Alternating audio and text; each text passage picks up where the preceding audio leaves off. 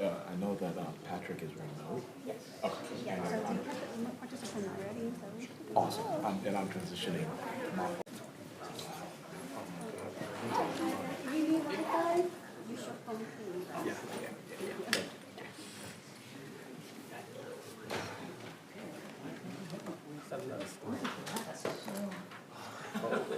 My jacket. When will I be able to use cover? No, it's just a matter of what, I like to know what. Oh, camera's only going to be pointing here and that corner. So We're all this entire row is safe. Okay, close yeah, enough. sweet. Those are the close. I may have that idea in class anyway.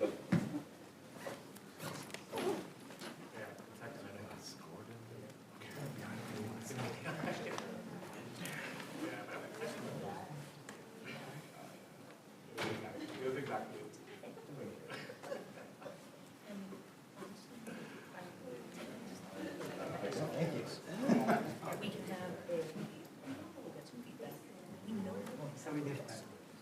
it's just a question. And so, worst case, we still have to fix things. But outcomes, like the worst case, the best case, we're kind of the same.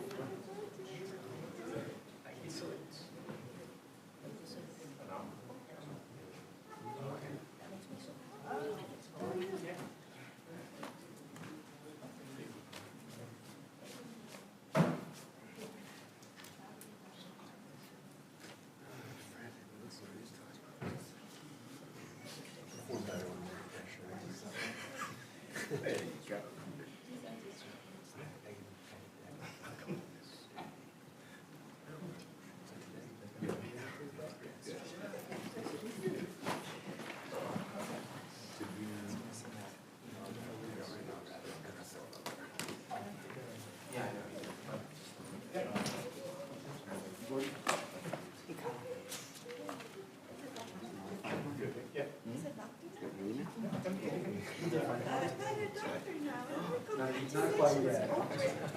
I mean, just, why not just call them doctor? Style. I'm so proud of you. Right? I'm just proud of you. Remember, you were here when we were talking. There's always I remember when we were talking about splits. You're not there. I remember that. Such a long time ago. I told my daughter, Were you notified that one came out?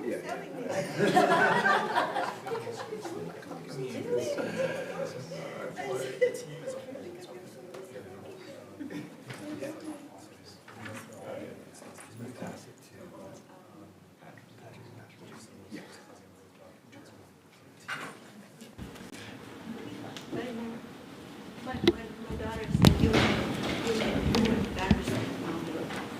And I said, it's okay, baby. I have thick skin. That's how you get things done. GSD, right? GSD.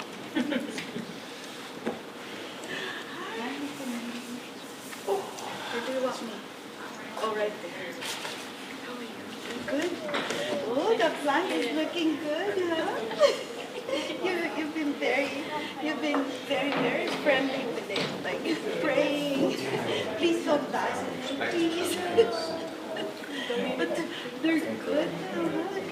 They're getting the picture. It's nice to see the progression. It's not yet. Did you see that?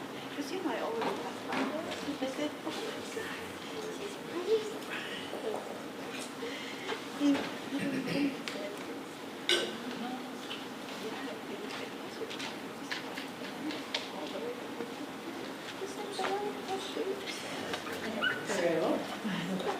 Might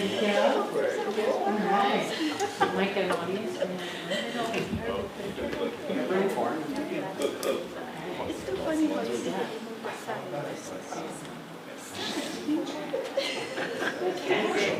These guys are over 5 days, the best they've ever done. Oh, I see. We call them finance pros for a reason. Marina here.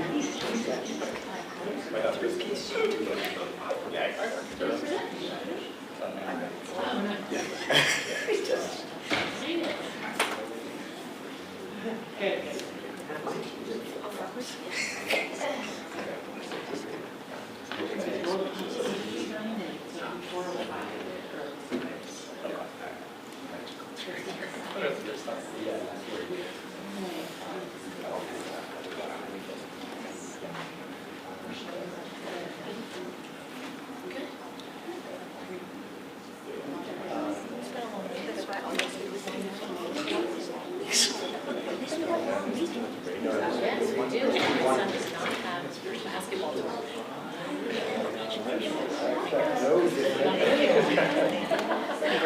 Hi, how are you? I'm doing good. Good. Which one? She said she's selling her snacks. Sandra is selling her snacks.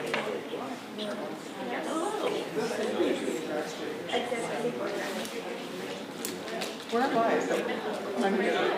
The same thing.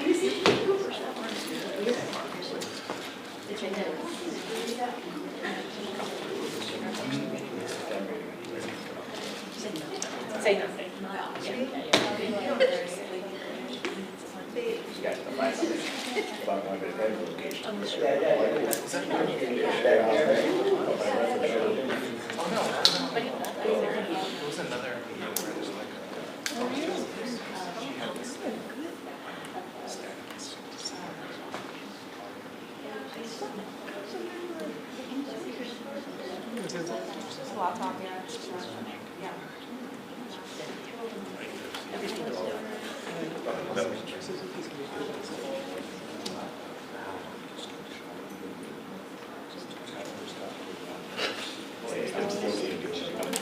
I'm still on the break. Oh yeah, that's big one. Oh my god. We forgot to travel one of these. Amy is really trying to get me. I got me to the new one. Yeah.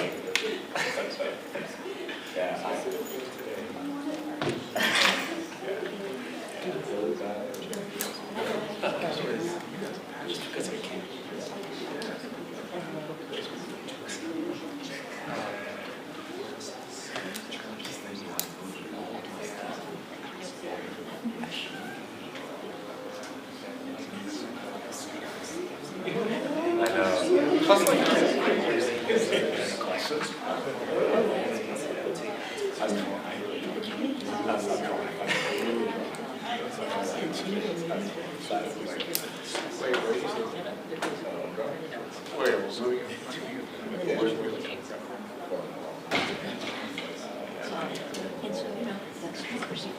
Yeah, I was worried about some.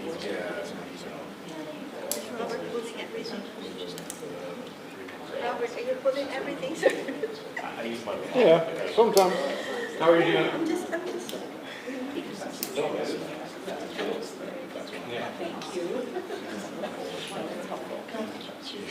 I mean, I wanted to make a comment on specific things. That's, you know, I try to do it in my public comment, but I think it's more appropriate to do it with the agenda. So I don't know.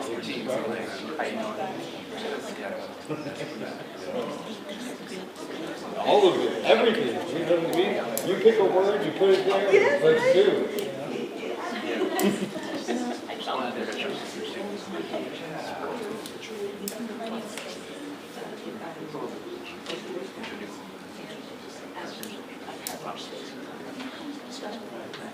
Yeah, I got a couple of major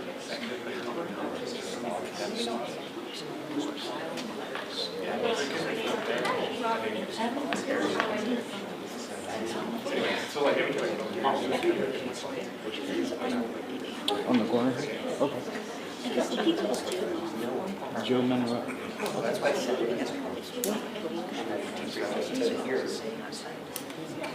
I was going to actually include a compliment today because I cover a lot of meetings.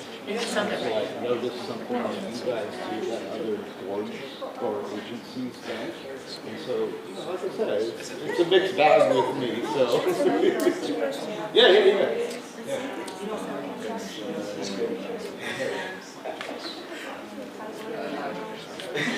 Yeah, I mean, every, like, at Sweetwater Authority, right? They show up to work and they show up to me, so it's kind of like the same thing. But that's why, when the camera's facing this way, you're gonna see it. And so my perspective shows that, and then they get that recognition. But within the meeting, when they're asking me, like, which side is the camera facing, and they push the other side, it doesn't portray the same image. So. Yeah. True that. Thank you.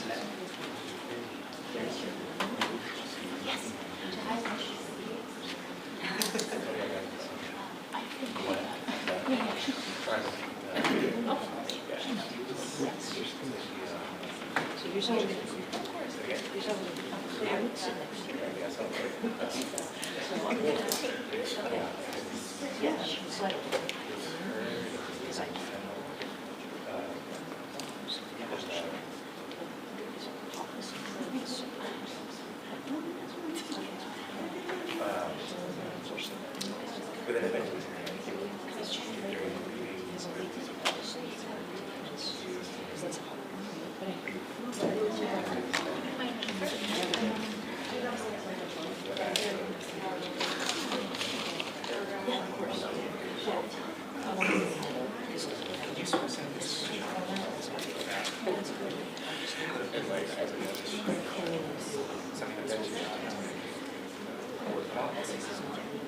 I came from Wednesday. No, but I was working already, and so I said, but then I looked at the clock, it was 8. yeah, he's virtual. We came from the welcome event. So we were there, we were the opening ceremonies with,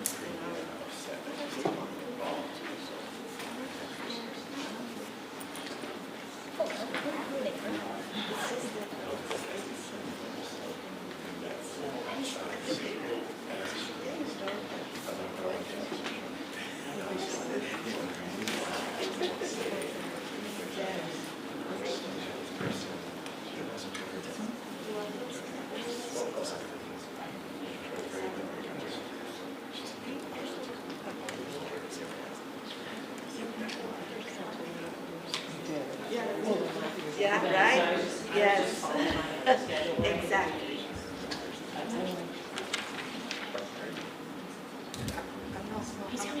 I'm texting him.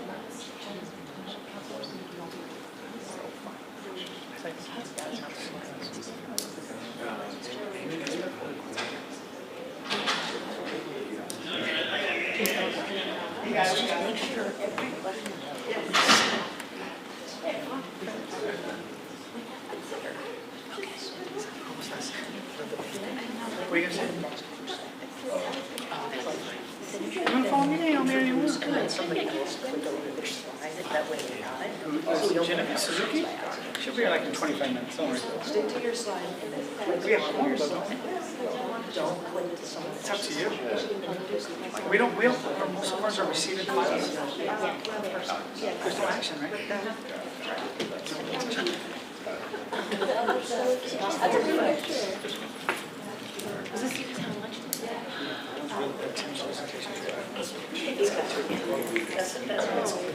Are they photoshopped in?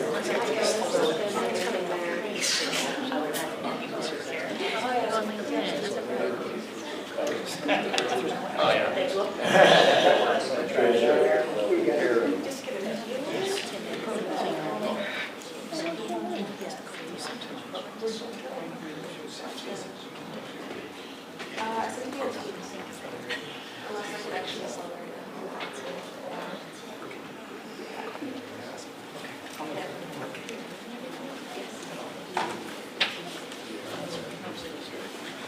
Sit. Feel free to.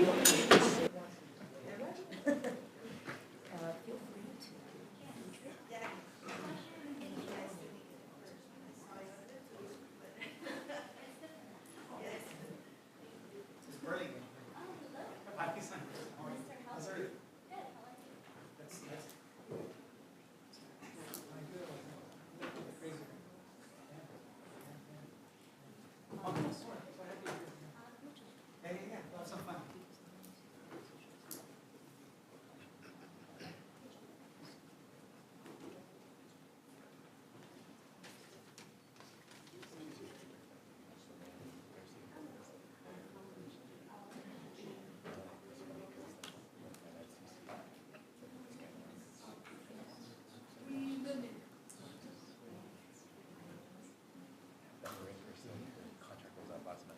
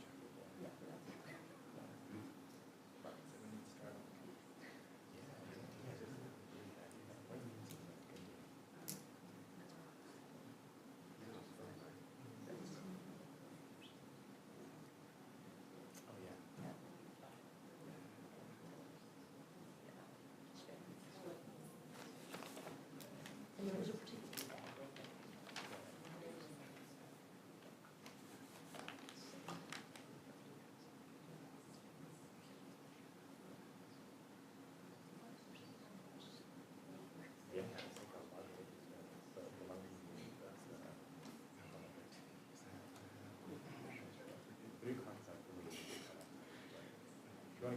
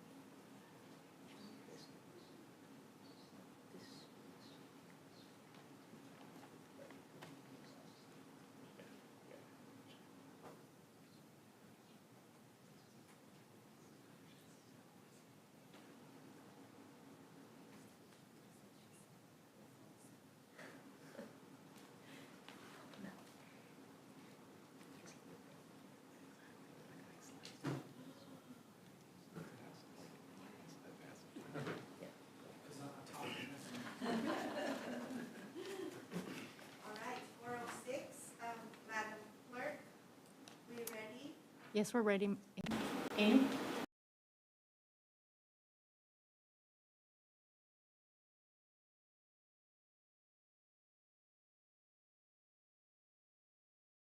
Meeting of the Finance and Risk Management Committee, FRMC. I am Jdata17, Chair of the FRMC representing the City of National City. We have Councilmember Michael Nsunza of the City of Chula Vista, and we're waiting for a few more minutes for Councilmember Genevieve Suzuki. She's on her way. We welcome members of the public, community power staff, and committee members joining us in person at the City of Chula Vista Council chambers. Thank you, Council Member, for the use of your chambers. I now call the meeting to order. This is huge. Sandra, please call the roll and please announce if we have a quorum now. Thank you, present. Director Insunza, I'm here. Vice Chair Suzuki, Chair Yamani. Here. We have a quorum, Madam Chair. Thank you, Madam Secretary. Let us turn and face the flag for the Pledge of Allegiance. Councilmember Insunza, would you be so kind to lead us to the Pledge of Allegiance, please? Please stand if you can. Put your right hand over your heart. Ready? Begin. I pledge allegiance to the flag of the United States of America and to the nation under God, indivisible, with liberty and justice for all. Thank you so much. Next, we acknowledge that this meeting is taking place on the land of the original inhabitants of the Greater San Diego region. A land acknowledgement is a critical step toward working with Native communities to create meaningful partnerships and inclusion in the stewardship and protection of their cultural resources and homelands. Let's take a moment to honor these ancestral grounds that were the traditional lands of the Kumeyaay.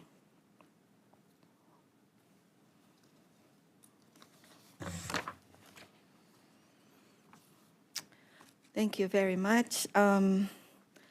We have special presentations and introductions. I would defer to our CEO for this. Madam CEO, please do the honors. Yes, we would, is this on? Yes. No, the red one. There we go. Yes, so we would like to welcome our new Chief Financial Officer, Janice Burlingame. Janice, would you like to introduce yourself, please? Yes. Good afternoon, members of the FRMC Board and Chairman Imani. I am your new Chief Financial Officer, Janice Burlingame, and I'm thrilled to be here. Over 2 decades, I've led finance through some of the most exciting and defining times in clean energy, including solar EV, battery storage, and sources that wasn't even here a generation ago. Community Power's work matters. It matters to the community, to the region, to the environment, and the people we serve. I'm here to make sure that our numbers tell the story, protect our assets, our finances, and continue to bring forth, strengthen our transparency and accountability. It's an honor to be here, and I look forward to working with and earning your trust. Thank you. Thank you, Director. Madam Clerk, please note that Councilmember or Vice Chair Suzuki just joined us now. I apologize for being late. I apologize for South Bay traffic. It started in Del Mar, so I came from one end of the county to the other. So. We don't leave the South Bay, right? Madam Secretary, are there any items to be added, withdrawn, or reordered on the agenda? There are none, Madam Chair. Thank you.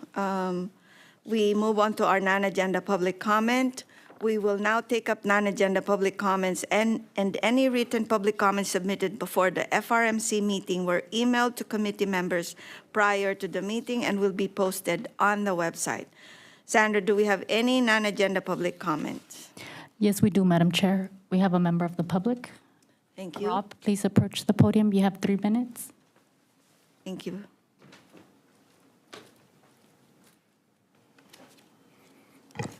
Testing. All right. San Diego Community Power. I believe this is Finance and Risk Management Committee. I appreciate the time to have my public comment. Appreciate staff for being here. You know, we want to recognize everybody in the building because I know it's a community effort which makes all this possible. going through today's agenda, I don't want to get too much onto what I want to speak about per the item. I want to speak in general. And so there are going to be times where social media is going to drive a lot of negative publicity, possibly. I mean, I guess any publicity is good publicity, but per associations, it's going to be indirect associations that are going to be made.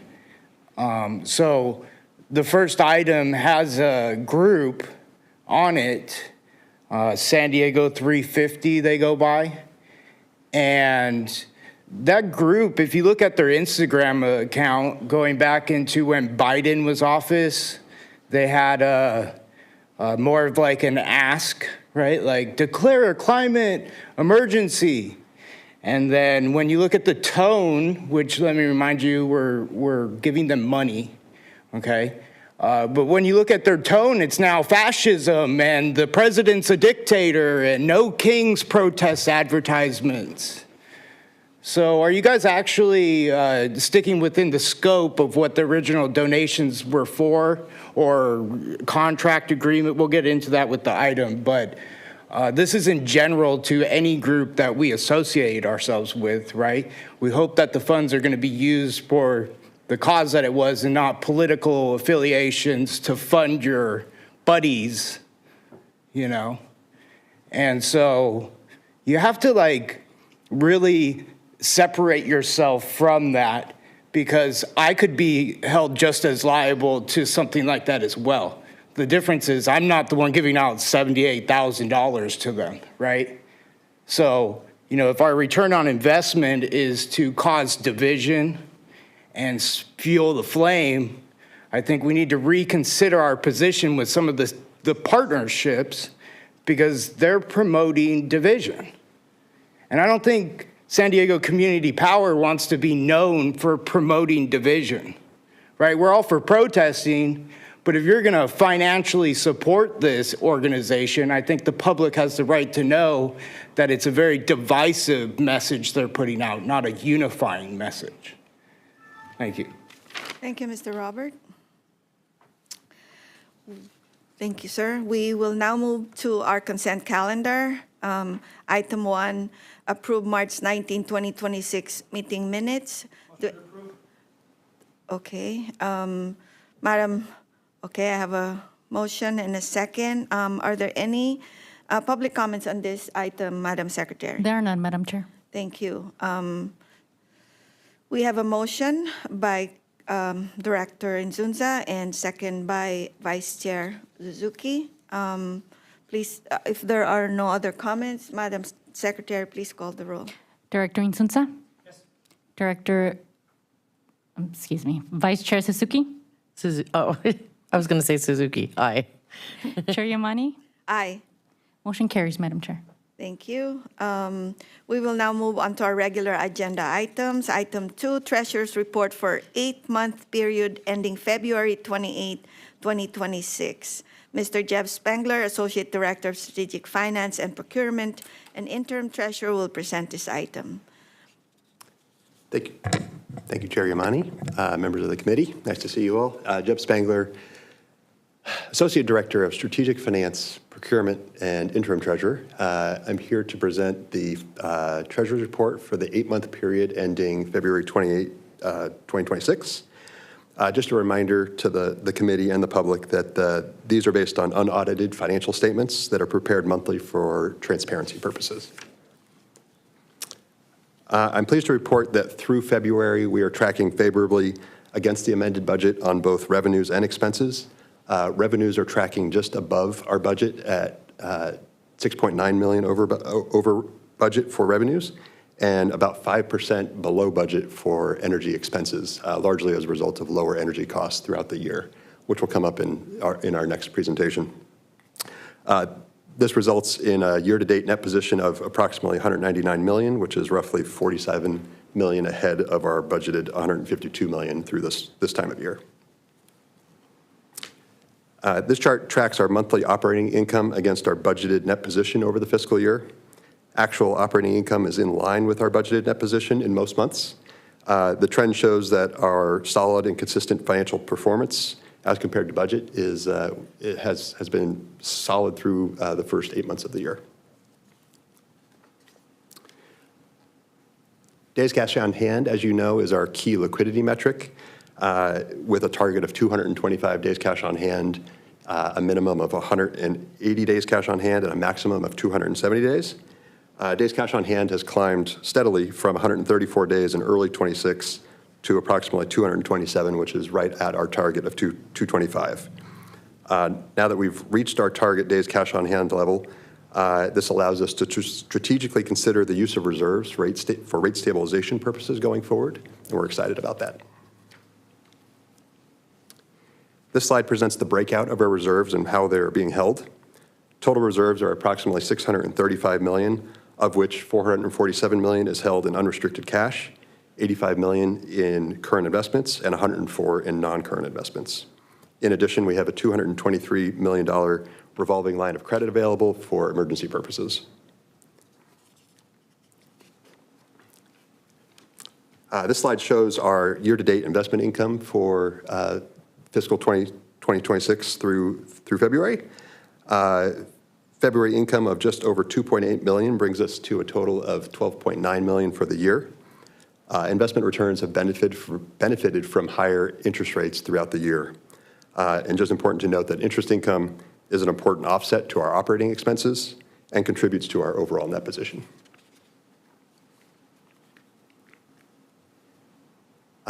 Finally, this slide shows our participation across all our jurisdictions. Happy to report that our participation rate has remained stable and steady at 95.5% across all jurisdictions. And with that, that concludes the Treasurer's report for February 28, 2026. Thank you, Mr. Spangler. Members, do you have any comment, direction? This is a report. It's an informational item only. Ms. Sandra, do we have any public comment on this item? Yes, we do. Robert, please approach the podium. You have 3 minutes. Thank you.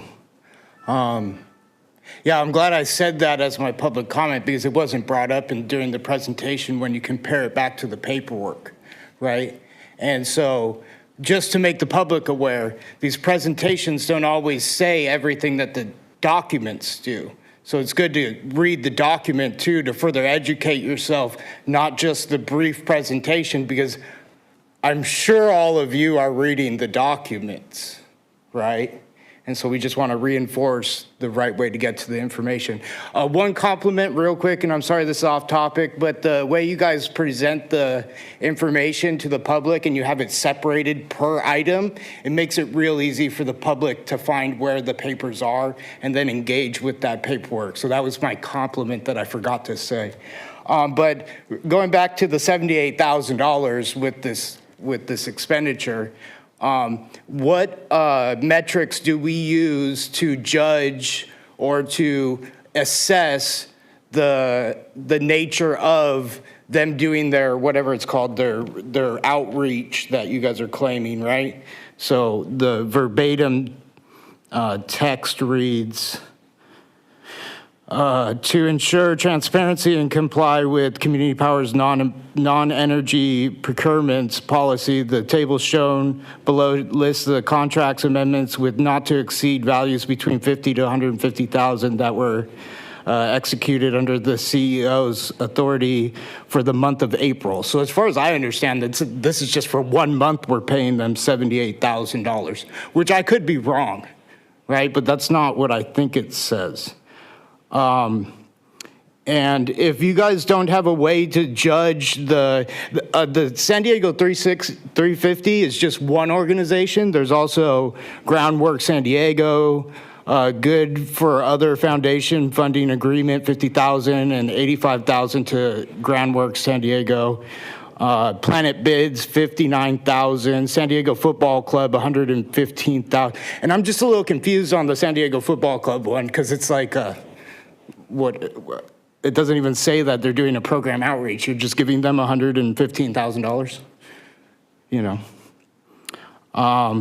But this is contract execution. So this isn't like power expenses or the things that customers are actually paying for. These are the things that you want to give to your friends and fund their operations, right? Like fraud, like waste, fraud, and abuse, right? But the more that the people look into these things, I hope they have more questions like I do, because like I said, the political action arm of this group right here is promoting division. I mean, I'm not out here to promote division. I want the community to come together, and if we're going to give people $78,000 to do that, I expect you to reconsider. Thank you. Thank you, sir. This is receive and file treasurer's report for 8-month period ending February 28, 2026. We'll now go to item 3, presentation of draft fiscal year 2026-2027 operating budget, fiscal year 2026-2027 capital budget, and fiscal year 27 to 2031 capital investment plan, and quarterly risk oversight committee report. Our CEO, Karen Burns, will introduce the item and turn it over to Jack Clark, Chief Operating Officer, Gordon Samuel, Chief Commercial Officer, Lucas Otu, Senior Director of Data Analytics and Customer Operations, Tim McLipmott, Senior Director of Finance and Risk, Colin Santulli, Senior Director of Programs, Jen LeBron, Senior Director of Public Affairs, and Patrick Wells, Associate Director of Legislative Affairs, to finalize presentation. That's why we're all here. Take it away, Madam CEO. Good afternoon, council members, board members. Thank you, Chair. The San Diego Community Power fiscal year 2027 proposed budget is designed to protect affordability while continuing to deliver reliable, cleaner energy to the communities we serve. At a time when costs and uncertainty are top of mind, this budget focuses on what matters most, keeping bills as manageable as possible, ensuring reliable service delivery, and making thoughtful, disciplined decisions when we invest our time and resources. This is about more than simply balancing a budget. This is about how we translate our mission into tangible outcomes that customers can see and feel, whether that is through competitive rates or stronger programs. Today, we'll walk you through how we are protecting customers from volatility, where we are making targeted investments, and how we are holding ourselves accountable for those results. Every decision we make, from purchasing power to expanding programs, is grounded in the needs of our customers and communities. In these uncertain times, we aim to approach this budget the same way our customers approach theirs, staying focused on the essentials, long-term stability, and the best value for every dollar we spend. The bottom line is that this budget reflects a disciplined approach to doing exactly what we were created to do: put our customers first, make smart financial decisions, and deliver reliable, competitively priced, cleaner energy to the communities we serve. I will now turn it over to Tim Mangelmott, our Senior Director of Finance. Thank you. Thanks, Karen. And good afternoon, Chair Yamani, Vice Chair Suzuki, Director Nzunza. For the record, my name is Timothy Mangelmott, Senior Director of Finance and Risk at Community Power. Before I get into it, I just want to take a quick moment just to really quickly thank staff. Because whenever we do these budgets, it is a fair amount of work, and a bunch of the staff who are here today are the real people who did most of the heavy lifting with this budget. So just by way of quick background, Community Power has grown a lot since our inception in October 2019. You could kind of see in this transit chart, we've had a couple of years of negative net income for the agency. And our kind of first 4 years were marked by enrollment, kind of a startup phase for the agency. And it wasn't really until the last 4 years that the agency has seen stability in the budget and has grown to kind of almost level in terms of a flight pattern of just an expense budget. Our budget for the last 4 years has hovered around $1 billion. So we've been pretty stable kind of in the last 4 years and kind of hit a cruising altitude at about $1 billion. So as we've hit stability, our focus kind of shifts a little bit more to cost control to affordability and making sure that we can deliver good rates for our customers as we try to manage our budget. Another thing to point you to is you'll also notice in this year's budget that our expense budget has decreased slightly to about $900 million, which I'm going to get to in a lot more detail in the slides to come. In terms of what the board can expect as part of this budget presentation, so after this kind of roadshow today and the details that we're going to go through, the board will get another opportunity to see kind of a similar presentation next week at the board meeting. We also do anticipate going to our CAC in June, followed by one other opportunity for the FRMC to see the budget in June, and then hopefully a June board adoption to ratify the budget. Whenever Community Power prepares these budgets, there are some internal priorities that we take and kind of hold seriously. A couple that I'd like to highlight are fiscal responsibility. It's really important for the agency to protect ratepayer funds for our customers and to make sure that we're good stewards of customer funds so we could preserve affordability while continuing to maintain community power for the long term. So kind of just two big things in terms of fiscal responsibility, but also trying to prioritize people and affordability whenever possible. Kind of two big themes with the budget.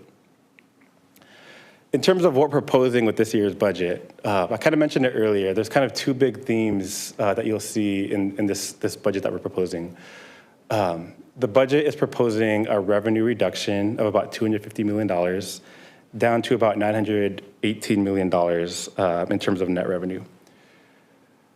That net revenue reduction is only partially offset by an expense budget reduction, where again, we're proposing to decrease that budget down to $929 million for the upcoming fiscal year.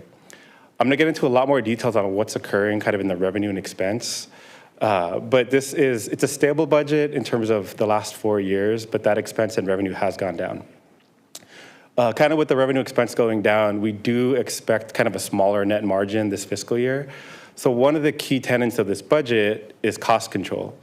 A couple of the areas that you'll see in this budget is number one, we're proposing to contribute slightly less to our capital investment plan. So instead of a $22 million contribution to the capital investment plan, again, because we're seeing a little bit of volatility in the revenue and expenses kind of going down, squeezing our margins, we're proposing to contribute $8 million to the CIP as opposed to the normal $22 million that we've contributed in the last couple years. You'll also notice just a slight increase to our non-energy budget. You've heard me say this before, but our non-energy budget is one of the main things that are under control of staff.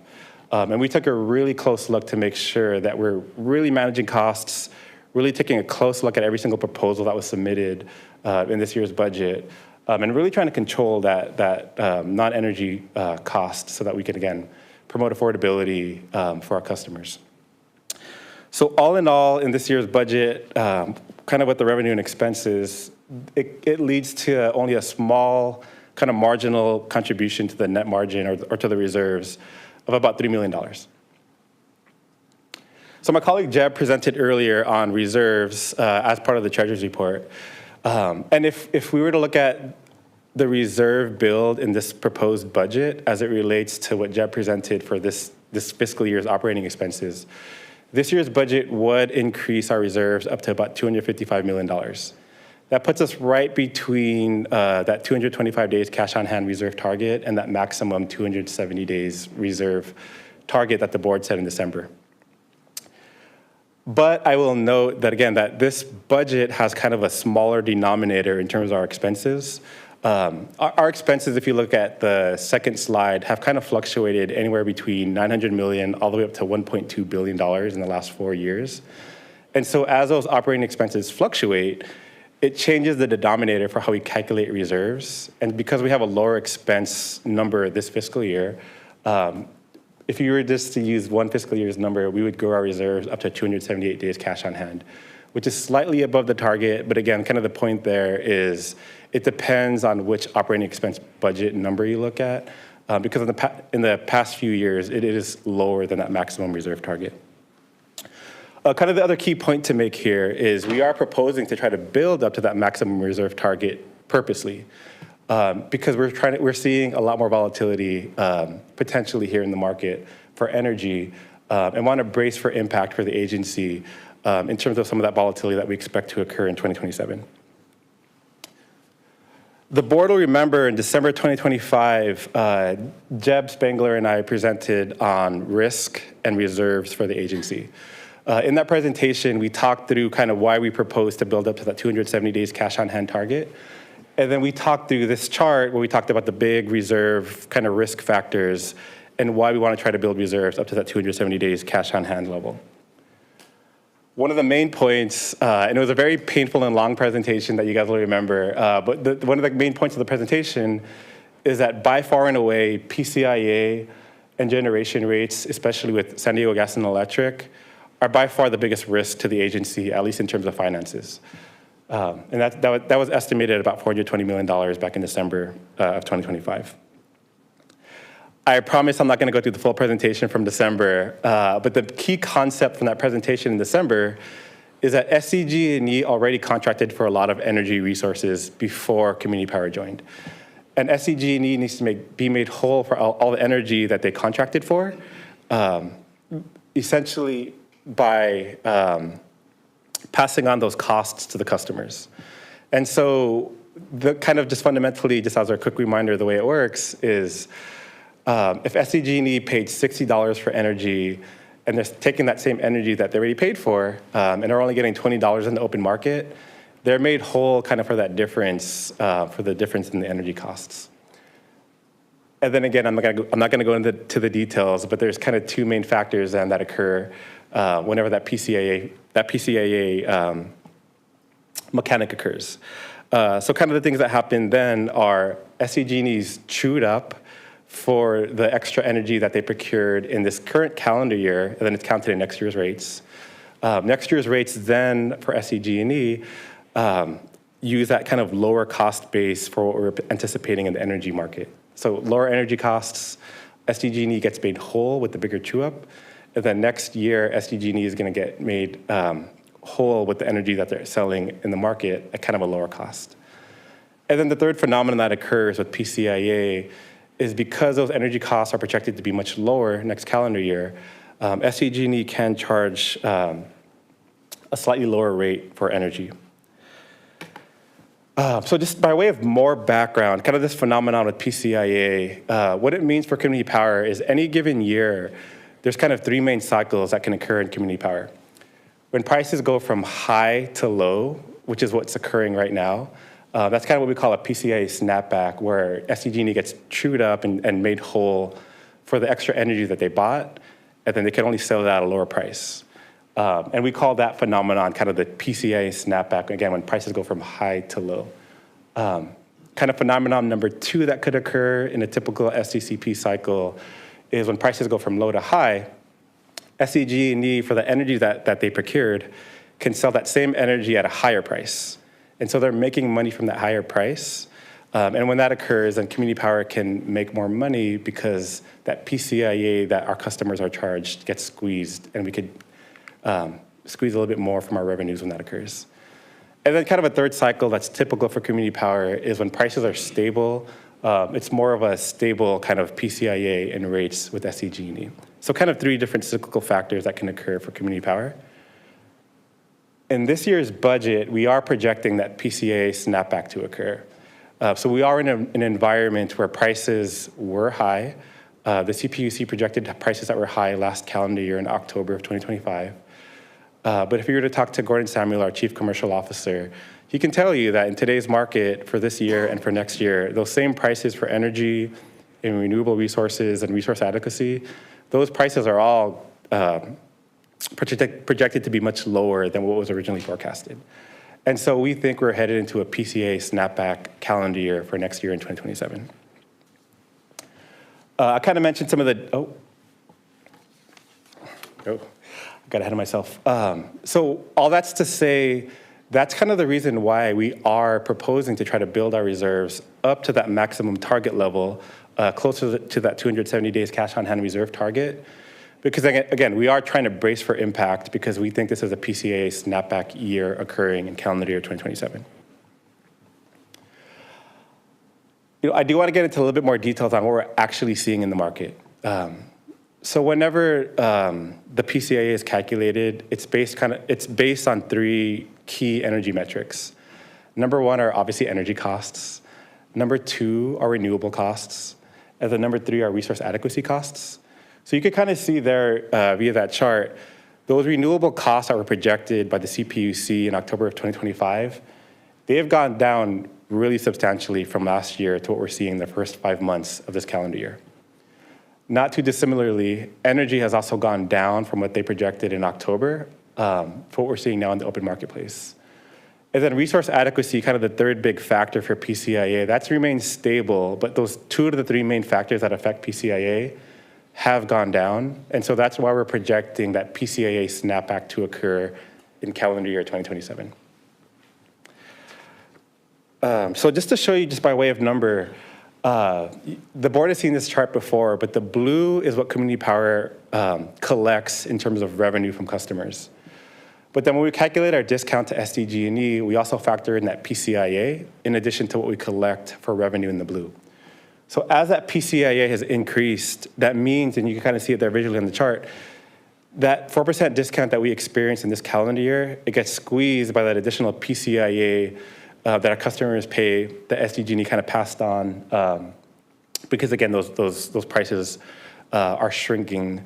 And so that's kind of shrinking what community power can collect in terms of revenue. And I guess just to close the revenue side out, that's kind of why you see that big dip for community power for revenue in this fiscal year, because again, our margins are being squeezed as that PCA has increased, and as we can't collect as much in revenue as we did, at least in this calendar year. On the cost side of the equation, it's only partially offset on the cost side. I think a normal layman's person would think, if you see energy prices coming down, that means community power can pay less for energy. And that's true. We are paying less for energy, and a lot of that has to do with the energy that we still need to procure in the open marketplace. So kind of two phenomenons are occurring. Number one is we have a contract with SDG&E. It's called the Voluntary Allocation Market Offer, where we're buying renewable resources from SDG&E, and we're paying for those renewable resources at whatever the market price is. So as that market price for renewables has come down, it means on the cost side, we're paying less for those, what we call VAMO renewable resources. And that's driven down our costs slightly.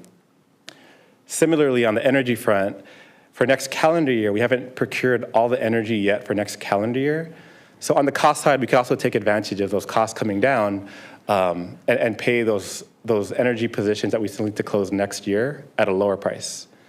So these are the two kind of main drivers that are driving down energy. But kind of the main point is energy costs are coming down, and that's only slightly offsetting that revenue PCA snapback that we're seeing occur. So back in December, the board remembers kind of the stress tests that we kind of do to measure, what might happen in the next year. So we did a stress test similarly where we tested what does a 5% market price look like, and what does a 95% market price look like for kind of the scenarios that could occur in the multiverse of scenarios for next calendar year. So when we tested those two scenarios in terms of what a 5% market price looks like and a 95% market price looks like, that's where you see kind of the red and the gray in those two lines in that reserve chart. It's a long way of me saying that the kind of multiverse of possibility that could occur in next calendar year, it's really wide. Our reserves can go as low as 156 days cash on hand. If, again, we did nothing and kept everything the same, we could dip as low as 156 days cash on hand. But our reserves could also increase kind of conversely to that, all the way up to 455 days cash on hand. And so if prices decrease to kind of a 5% probability level, it means that we can get all the way down to that really low level that is below kind of our minimum reserve target. But there's a reality that exists. We could also build really high, kind of above 455 days cash on hand. So all that's to say, we're in May of 2025. It's way too early to tell what might happen for energy. So what we expect to occur is in October of 2025, the CPUC is going to publish their market price benchmarks, which will tell us much more on what the CPUC projects for this calendar year for those energy costs and what they project for next calendar year. So once we get into October 2025, we'll return back to the board with kind of an update on what's happening in the energy market. But this is like the way too early prediction for next calendar year. But at least for the first 5 months of this fiscal year, or of this calendar year, we are projecting kind of that PCA snapback to occur. The other thing to mention is my colleague Jeb in March of 2025 brought forth the rate stabilization reserve policy to the board. We do propose potentially funding that rate stabilization reserve in the October-November timeframe, because we just need to know more data for what reserves might look like. And again, in October 2025, that's when we expect, or sorry, 2026, that's when we expect to get a lot more visibility, and that's when we would bring forth a recommendation for what we might do for the rate stabilization reserve.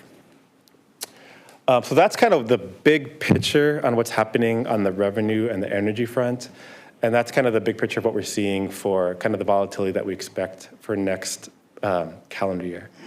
With that said, I'm going to turn over to my colleague, Chris Stowe, who's going to go over the non-energy portion of the budget. Thanks.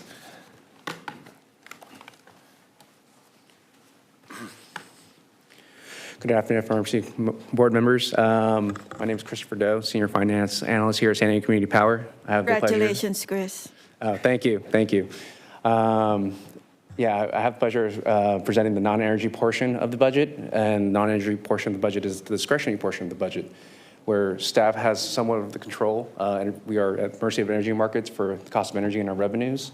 But for the non-energy pieces, staff here, we show that we want to show that we have disciplined spending, keeping affordability on top of mind. So we'll start off with professional services. It remains relatively flat. And then we go into personnel here in this chart, and we know that's our biggest increase in the non-energy spend. We'll get into the details of that shortly. As in for outreach, that remains relatively flat. General administrative has also increased, but that's to scale with the increase of personnel costs. And capital transfer, to reiterate, this is an $8 million transfer. This is not a reduction for the CIP, but this is still an $8 appropriation additionally to the committed dollars that were previously approved. Going to the personnel pieces in this proposed budget, we have 5 additional FTEs. 1 is cost recoverable. So what that leads to is a $4.5 million increase in hiring annualized. We would like to emphasize that $1.2 million will be part of the overhead recovery. With that being said, 108 FTE is what we're proposing. 13 FTE will be cost recoverable. So we're looking at $24.1 million in that spend. Now, how do we stack up to other CCAs? We compare ourselves to our sibling agencies, MCE, AVA. They have large programmatic offerings like us. We also have a robust programmatic offering in our CIP, especially in the amount of dollars.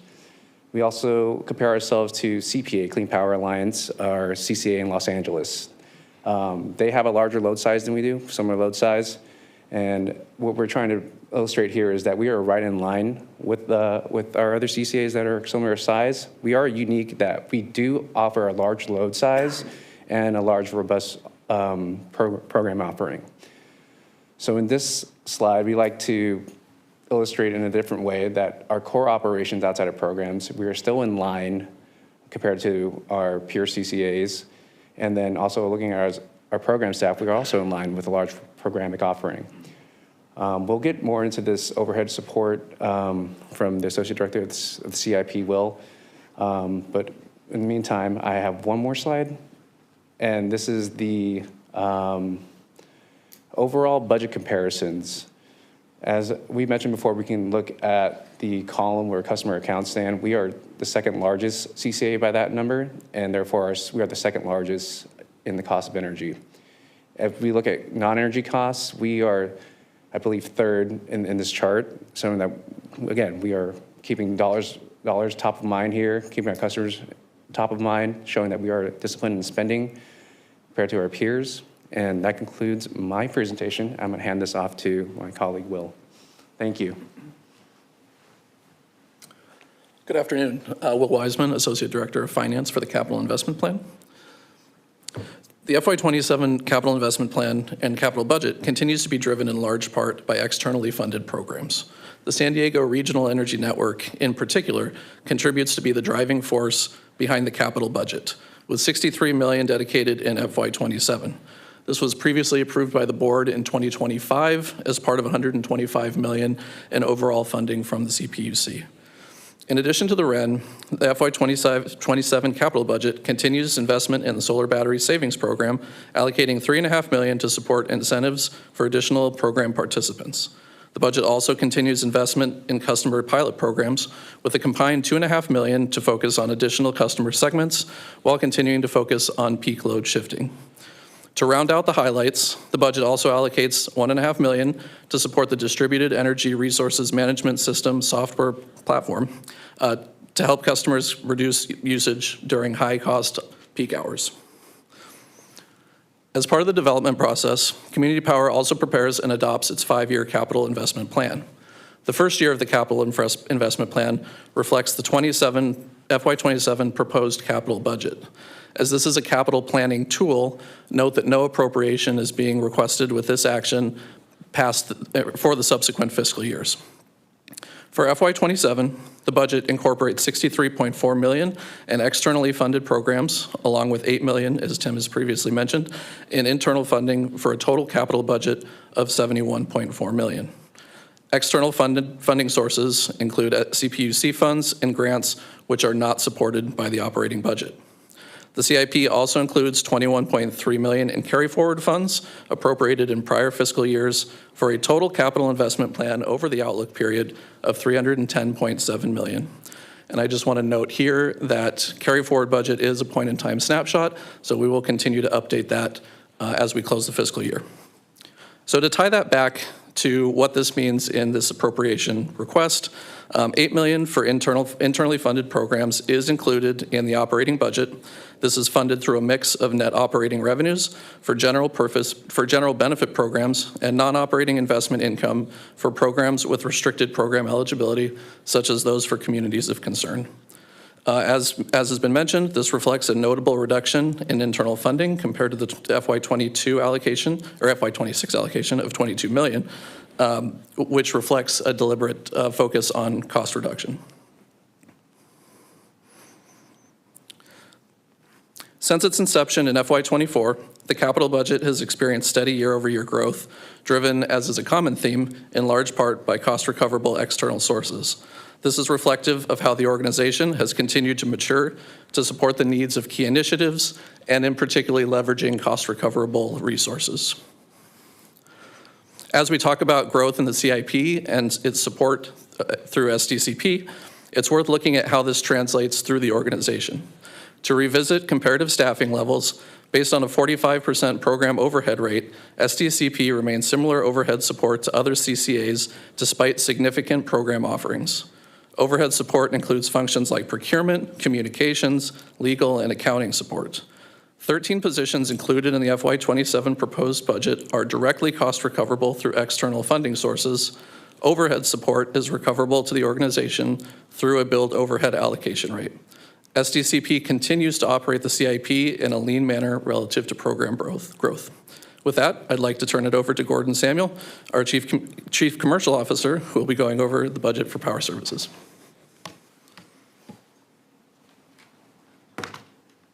There's an initiation. The karaoke? So we're doing, okay, yeah.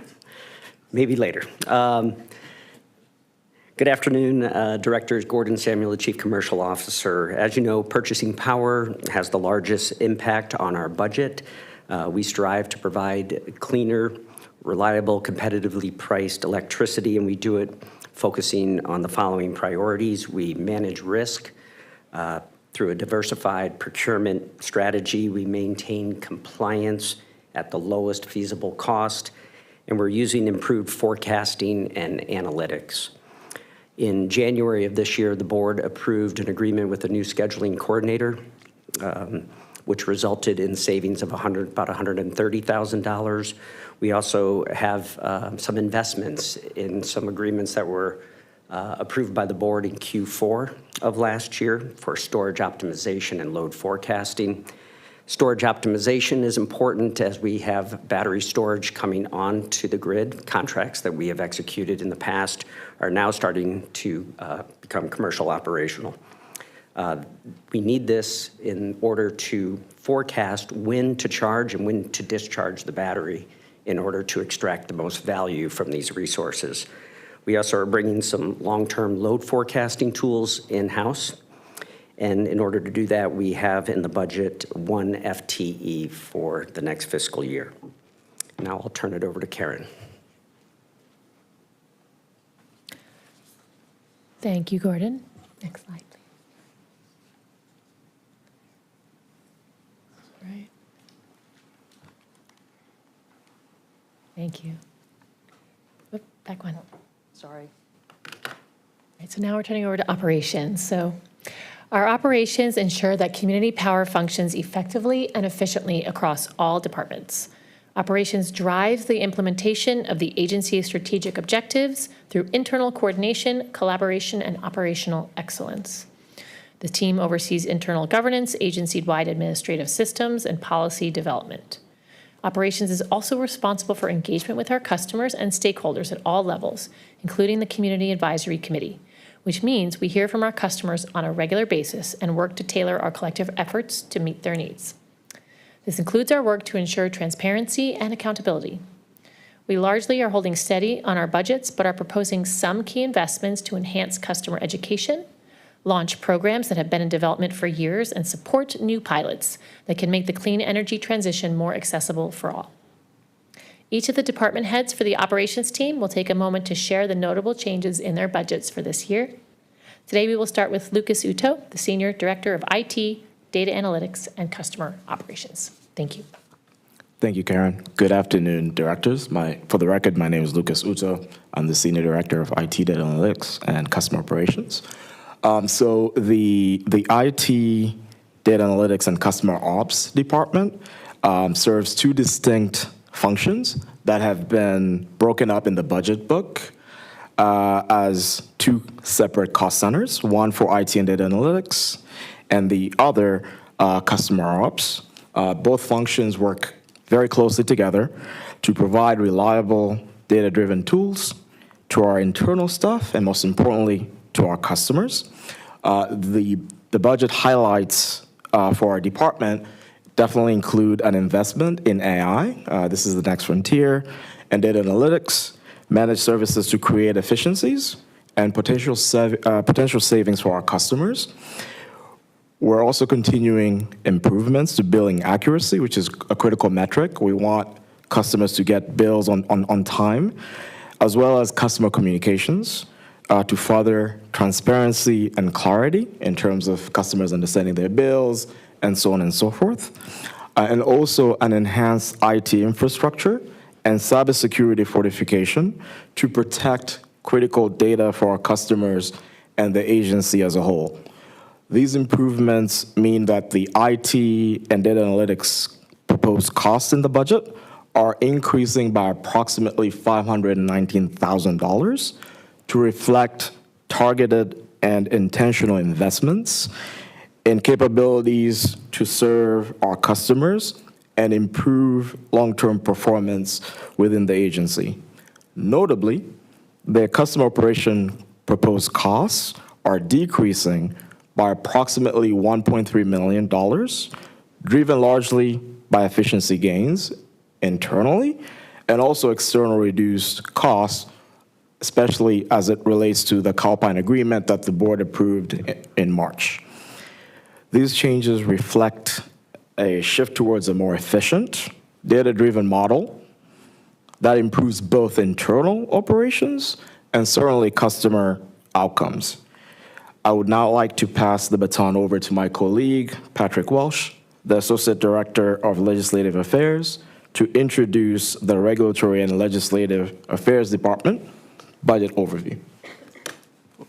Thank you, Lucas. Patrick Welch, Associate Director of Legislative Affairs. Good afternoon, committee chair and members. Laura Fernandez, their Senior Director of Regulatory and Legislative Affairs, is out on on maternity leave, so you're hearing from me tonight. Thank you for accommodating me virtually. I look forward to seeing you at the board meeting next week. As you know, the Regulatory and Legislative Affairs Department monitors and engages and influences in two primary areas. That's the California Public Utilities Commission and the state legislature. And state law and regulations and decisions that come from the California Public Utilities Commission and the legislature directly influence the costs and operations of San Diego Community Power, both as a load-serving entity and as a local government entity, a joint powers agency. Our budget is two changes this year in our budget, a reduction in costs due to not renewing the contract with a federal lobbyist. We have been getting service from a national trade association that I think works really well for us, so that's a cost-effective option for us. And a slight increase for our regulatory council due to inflation and increase in workload due to the number of proceedings at the CPUC. So our goal really as a department is straightforward. We are fighting to prevent cost shifts. We are fighting for our customers. We are fighting for clean energy and reliability. We are engaging with lawmakers. We are engaging with regulators, guided by our board-approved regulatory and legislative platform to make sure we can deliver on our mission and vision, and so that all the rest of the organization, power services, customer operations, programs, can be successful in delivering value to the San Diego region. I will continue to be remote, so if there are any questions, please let me know, and I would like to now turn it over to Colin, our Senior Director of Programs. Thank you, Patrick. Members of the board, thank you for having me. For the record, Colin Santulli, Senior Director of our Customer Programs team. The Programs Department designs and implements initiatives to reduce customer bills, to increase energy resilience, and to expand access to clean energy technologies for our customers. The program section of the budget and the CIP is the largest next to power and acts as a clear commitment of our pledge to reinvest into our communities that we serve and create a more equitable future for all. Our programs are guided by our community power plan, the climate action plans of our member agencies, as well as state and federal policy. We also work closely with community-based organizations, with industry, and with internal departments to ensure we are designing programs that are equitable, cost-effective, and can be scaled. The department led the launch, and we now oversee the San Diego Regional Energy Network.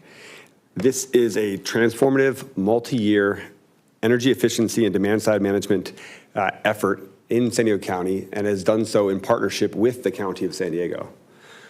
In addition to this significant effort to lead the REN, the other notable investments in the budget this year include the continuation of our solar battery savings program, as well as the development of a new suite of pilot programs.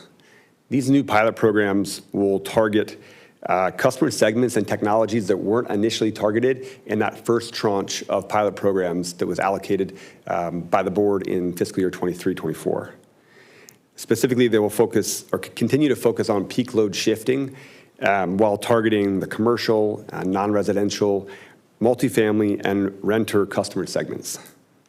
We're doing all this with our eyes set on equity and trying to invest 50% of the funds that we put out into the community into low-income customers and into priority communities. Every one of our programs creates a system-wide savings that benefits all ratepayers with a goal towards increasing affordability for our service. These programs, tools, and incentives align customer behavior with the grid needs that help make our clean energy system smarter, more affordable, and more resilient.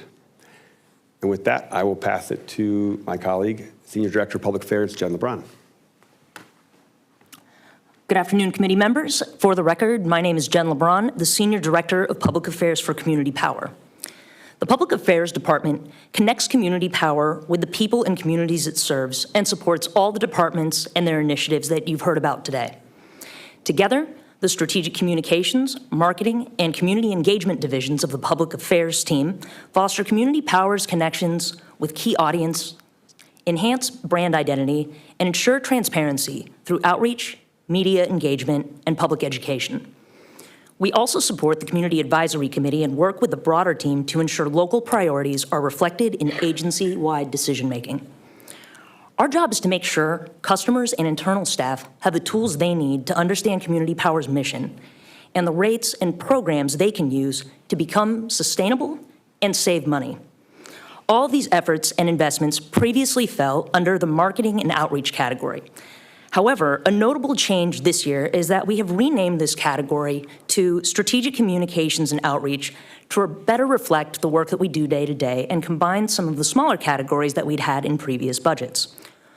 While the word marketing certainly plays a role at Community Power, the majority of the work that we do to get the word out about our initiatives and programs is extremely targeted, which is where communications really comes into play. We wanted our budget to reflect that important work and note the importance of tailoring our approach to the diverse audiences across our 7-member agencies. Our budget highlights reflect the expansion of programs and the need for the professional staff to ensure that the people who need our help can understand the options available to them. Therefore, our biggest adjustments year over year include a new cost recoverable SD-REN outreach position who can help with the boots on the ground work that we will need in communities of concern and other historically hard to reach communities. We also are asking for a community engagement manager who can better support our community advisory committee and provide strategic outreach coordination to encourage programmatic participation. Both of these positions are critical to Community Power being able to deliver on the promises we've made to reinvest in the communities we serve and developing trusted sources to help our customers seize the opportunities in front of them. All of our efforts on communications, marketing, education, and outreach are done with the goal of providing our customers with accurate, helpful information from a brand that they have seen partner with community stalwarts that include local nonprofits, community groups, and our local sports teams that they already have a connection with. And with that, I'd like to turn it back to our CEO, Karen Burns. Thank you, Jen. And thank you to all of our team members who have walked through the details of the proposed budget. I want to thank you for your tremendous efforts from you and your teams that you've put forth over the past few months. I know firsthand that this was a very thoughtful, intentional process that put customers and the long-term sustainability of our organization at the front of the conversation. What you've just heard reflects the expertise of our staff and the values that drive our decision-making. This proposed operating budget, and capital investment plan are more than just numbers. These are our promises to our ratepayers to provide them with outstanding service. Our fiscal year 2027 proposed budget is a blueprint for building the clean, equitable, and resilient future that our communities deserve. It balances long-term fiscal discipline with near-term action, and it continues our commitment to affordability, equitable programs, and organizational excellence. From strategic energy procurement to program design and community outreach, every dollar in this budget is intentionally directed to maximize value for our customers and ensure that Community Power is built to last. You all are the first to hear our proposed budget, and we look forward to your feedback. We plan to incorporate it before we present it once more to the full board next week. As we move forward, we remain committed to listening to you and our customers, learning from our partners, and delivering on the promise of Community Power, not just as a utility, but as a force for good in our region. Thank you, and we look forward to answering any questions that you may have. Thank you, Madam CEO. Thank you, Karen. Comments, members? I know that you're reserving, there's a lot to digest. Thank you so much, team, for presenting us this very thoughtful and diligent presentation. I know there will be questions here. Maybe we're reserving it for Thursday. I need my book because, I like to make my notes. I have, some comments or questions, but I'm just so proud to be sitting here, chair of this committee, to see this, budget that is in the blue. And, so diligent and so thoughtful and conservatively, dissected. That's me. I'm reading it, but I'm a paper person, so I like to see my notes. I like to see my, just like what my CEO said, I like to see my color, colored pencils, and so to get my notes straightened from the thoughts that I'm having, listening and looking at the presentation that we have. I will reserve my questions to you for our meeting on Thursday. I will review it some more when I get my book. And Vice Chair and Director, do you have any comments? This is an item for receive and file. It's a preliminary draft that we are seeing right now for our operating budget, our capital budget, and our capital investment plan for fiscal year 26-27. I have a couple of questions. I guess first I'd like to call, is it Lucas? Lucas, I think. Utu, yes. Yeah. Data analytics. Thank you, Lucas. And thank you, everyone, for your clear presentations. I like the graphics. I appreciate that. I find that is something that helps keep attention, so I appreciate it. Lucas, I saw that AI managed services, so that's going to be an increase of, or at least a requested increase of 200,000 for that. Can you tell me about that? What kind of services are we talking about? Certainly. Thank you for the question, Vice Chair Suzuki. So for the artificial intelligence ask in the budget, it is essentially all encompassing. We're looking, and again, I mean, we've created through our CEO and the executive team an AI policy, and essentially what that allows us to do is have the guardrails required internally. And then from there, we want to bring a dedicated partner to come in and take stock of all of our internal operations and see ways to optimize how we're doing things internally to better serve our customers by leveraging and unleashing the power of AI responsibly. So that is what that ask is about. But I'm more than glad to take any additional questions from your end. Right, so where can I get a copy of the policy? We would be more than glad to send it your way following this meeting. That'd be great. I would like to see it. And then also, I know that AI is going to be, so is AI then going to be looking and evaluating how the services are being used? And then it's going to be, I'm sorry, I just want to make sure I understand. It sounds like you're having somebody evaluate it. And then, is it a person, a human in the loop? And they're going to evaluate it. And then after they evaluate it, then they're going to see how they can responsibly integrate AI into the system? Precisely. So we're not saying, hey, let the machines take free reins of our infrastructure. No, not at all. What we're saying is we would like to have a partnership with a vendor, so people who essentially have the AI capabilities. But before we leverage those AI capabilities internally, we want to have a conversation and an assessment of how and where best to leverage AI. Right? I think one of the things that is critically important for us as an agency is we understand that this is definitely the next frontier, but it's not to be rushed into. Right? We are custodians of a lot of PII information, customer information, and we take that obligation very seriously.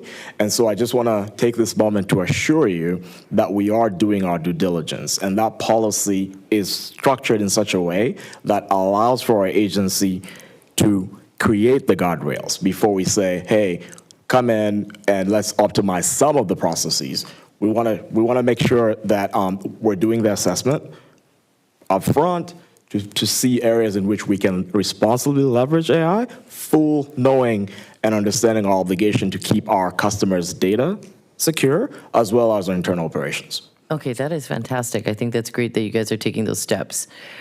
So when you get your assessment back, are we going to be able to, is the board going to be reviewing the assessment as well? Or how I would love a report on it because I just like to know. I want to keep track of it because I personally think that AI still has a little way to go as far as, when people call and they want to know things. Like I've been calling places and you could totally tell you're talking to an AI person. Or even if you go to Carl's Jr. and you try to order a burger and then the AI is like, how do you want your burger? And then you're like, no, I don't want that. And it's like, okay, thank you. And then you get it, it's still not the burger. So I don't want...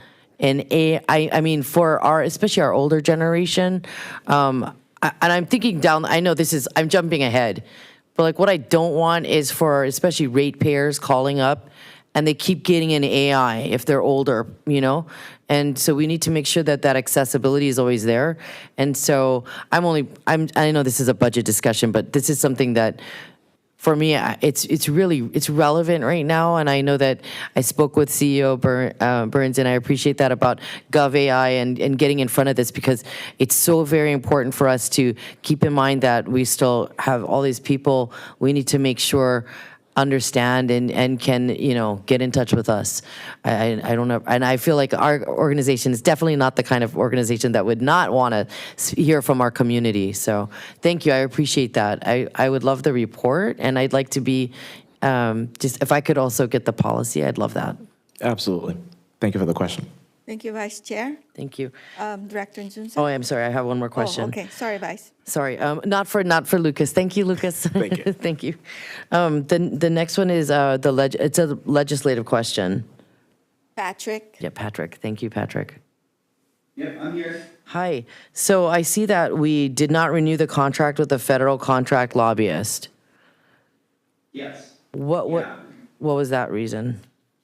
Yeah, we had them on a retainer, I think for about 3 years. We had also recently joined the Community Choice Energy Alliance, which is a growing national trade association of CCAs. I'll be presenting a little bit about this actually at the board meeting next week and the work we're doing with them. We've found that to be a very cost-effective trade association. The cost of that is about $30,000 a year versus the cost of an individual lobbyist. The retainer we had that ends in June was $90,000 a year. We are a retail agency. Our primary regulators are here in California. What Congress, like last year, sometimes makes big changes related to energy.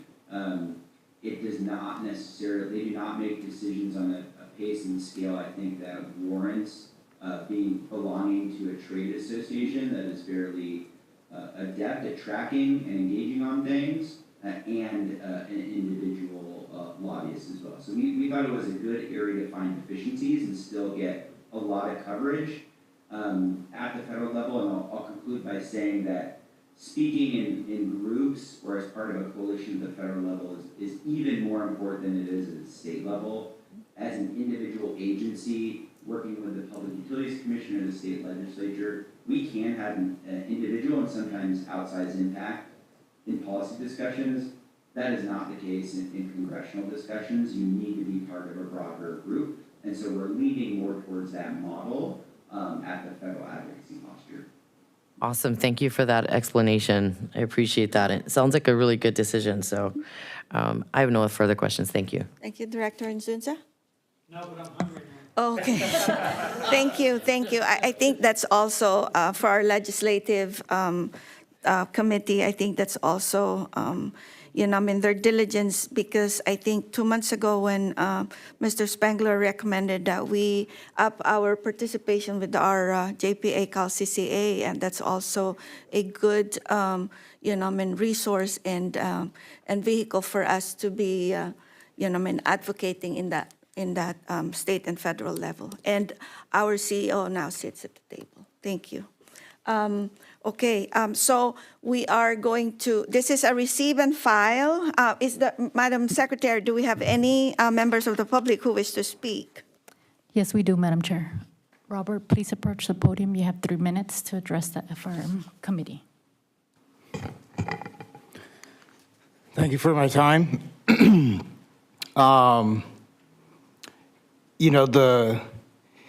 the words we use are important.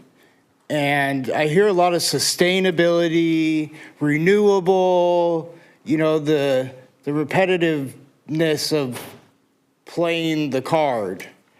But I noticed on one of your slides it actually was comparing to natural gas. It's kind of funny that you would hear this whole facade and then the slides actually referring to natural gas. So you got to call it out when you see it too. And it's nice that everybody wants to use buzzwords, but let's just be honest and move forward. Like I said, if you want to claim to be sustainable, what is sustainable about continuing to hire more people, in turn driving up rates to ratepayers?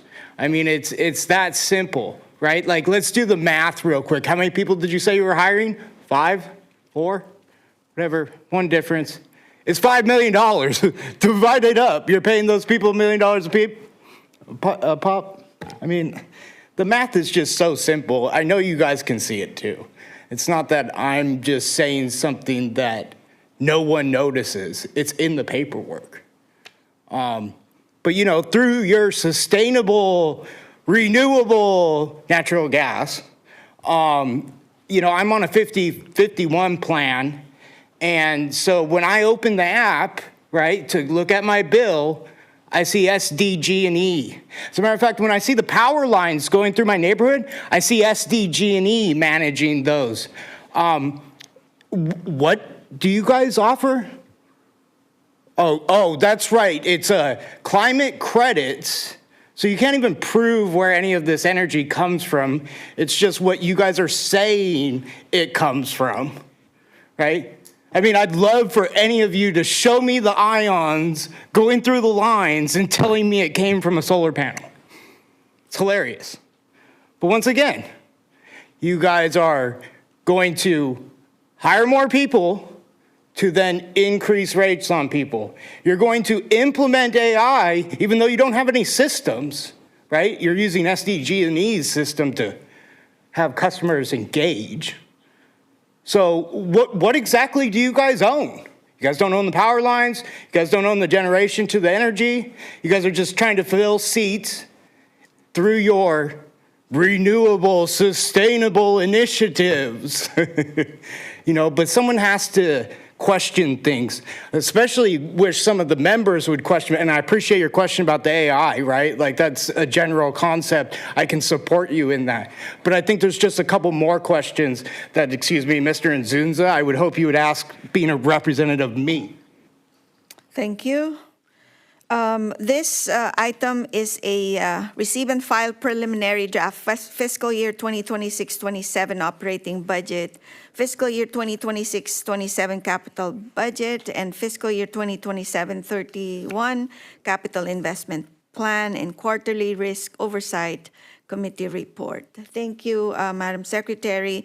We move on to any committee member announcements. I see. Oh, go ahead.